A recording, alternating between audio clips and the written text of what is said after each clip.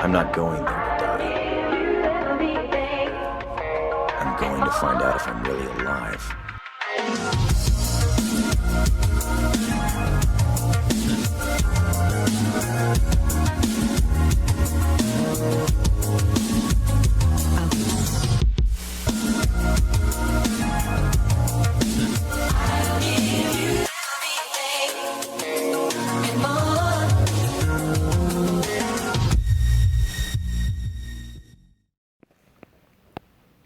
Hey, how's it going, guys? JJ Wilson is here, and this will be another Starwind Corner episode 41. Hopefully it's 41. Okay, so I'm trying not to make this real long. This particular episode is just going to be a follow-up for the unfortunate war between the countries of Russia and Ukraine. There's definitely a lot of changing developments going on.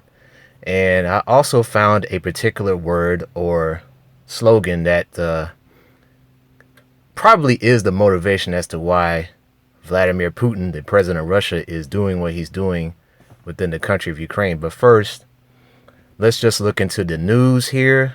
Real quick, I found this out this morning. And shout out to Sigma Jones for this article. I did not know this happened the other day with a Ukrainian oligarch, an oil tycoon who committed suicide. Let me get his name real quick. Okay, so this is from India Today. This unfortunate gentleman's name is Michael Watford. Well, Watford doesn't really sound Ukrainian or Russian. It sounds more British, but either way, he committed suicide, or it's alleged as a suicide. And the article says he died just days after Moscow's invasion of Kyiv. And he made his fortune in oil and gas. He was found hanging by a gardener in his sprawling $18 million mansion in Virginia Water, Surrey. That's in England, as reported by the Mirror. Make it for what you will, but that's very concerning.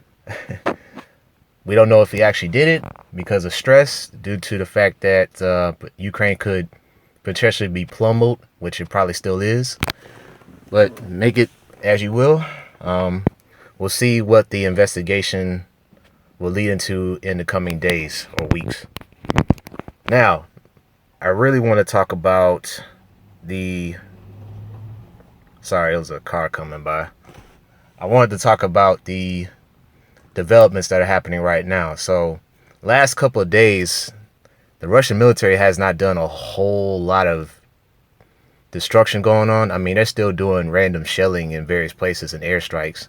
I was recently watching a video of them airstriking some random airport in Vinnytsia, I believe it's called Vinnytsia. So they're still doing airstrikes in random places, mainly trying to destroy any kind of buildings or warehouses or supply stores, not stores, but like supply areas that the Ukrainian forces might be holding. So that's what they're trying to do. But at the same time, it seems like the Russian military is having supply and logistic problems, especially when it comes to their convoys. Like that long, they say it's almost 40 miles long, of this Russian convoy that's going to the capital city. That's been stalled for days now. And for whatever reason, a lot of those soldiers had to leave.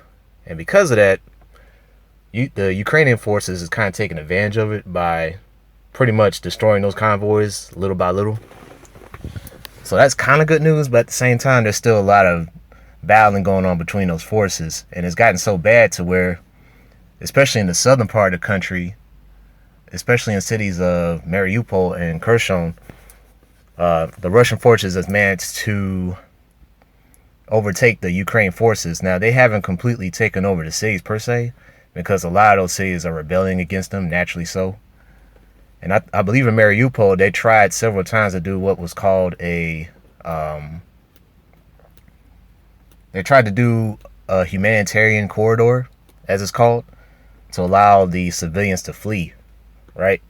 They're trying to get them out of danger, but the ceasefires have not worked. Apparently the militaries on both sides are trying to fight still while these civilians are trying to get out of there, especially in Mariupol. And so I have another article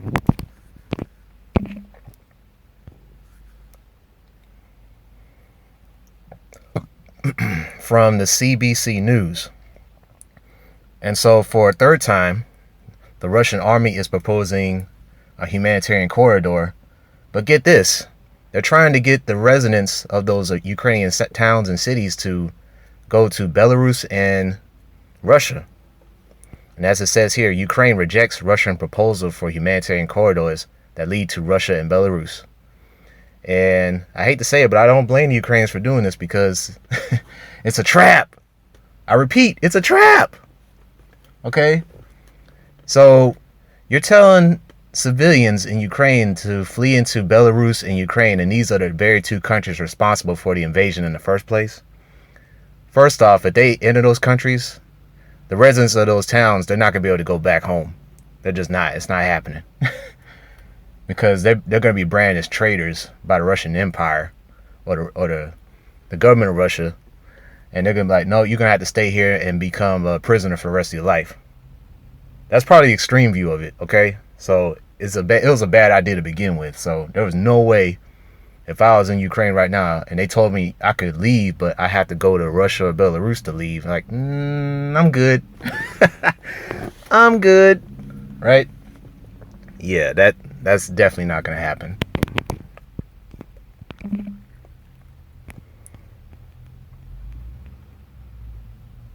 I'm just looking at the article to see if there's any other information.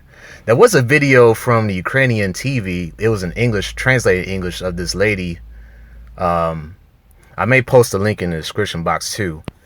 And she was highlighting the rejected proposal for the Russian government to allow these people to flee into their country. And they were pleading to some of the other foreign countries, especially the United Kingdom, France, and even the United States, to allow humanitarian corridors into Western Europe, not Belarus, not Russia.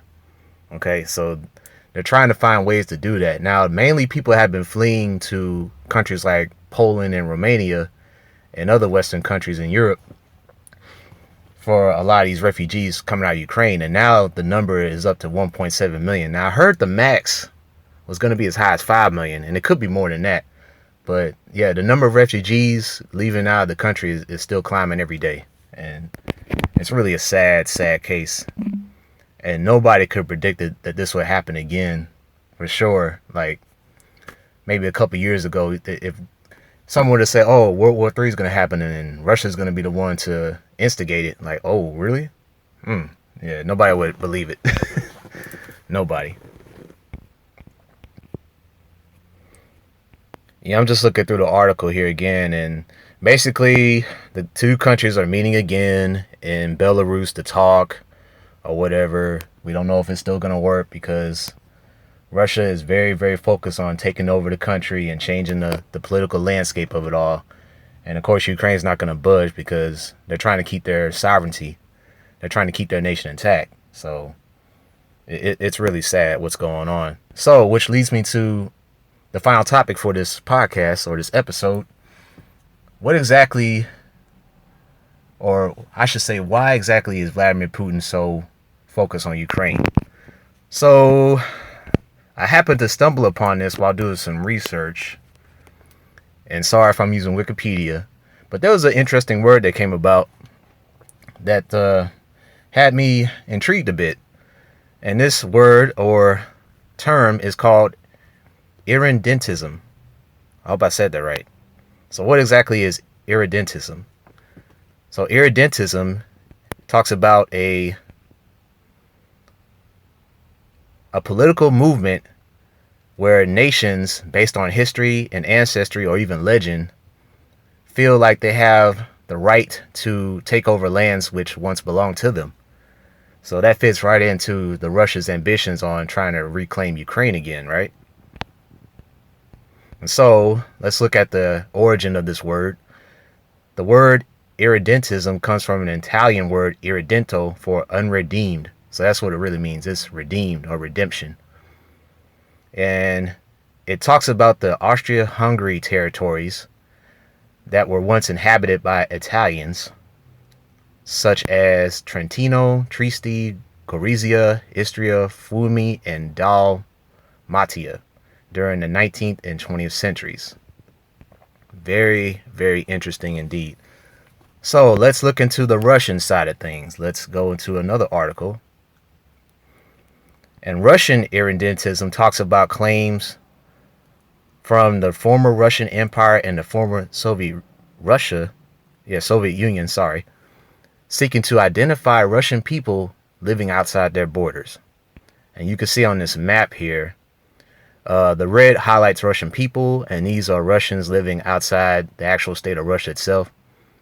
Yeah, take a look at North Kazakhstan, take a look at Crimea, which is on the Black Sea, and take a look at East Ukraine, as well as the Baltic countries. And you can see there's quite a bit of Russians living well outside the Russian country itself. So looking at this Wikipedia article, it says the annexation of Crimea is an example of irredentist claim. Russian irredentists claim many lands outside of Russia. And I already mentioned those places. Now check out the post-Soviet Union section.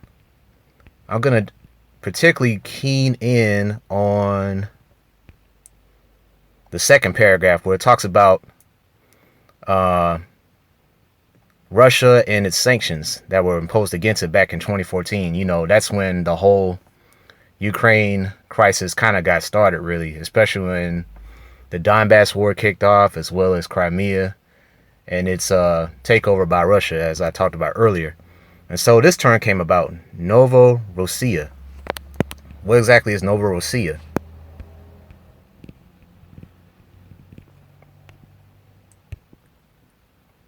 So I'm looking at Novorossiya. It's a confederation of states with Russian ethnic populations in Ukraine.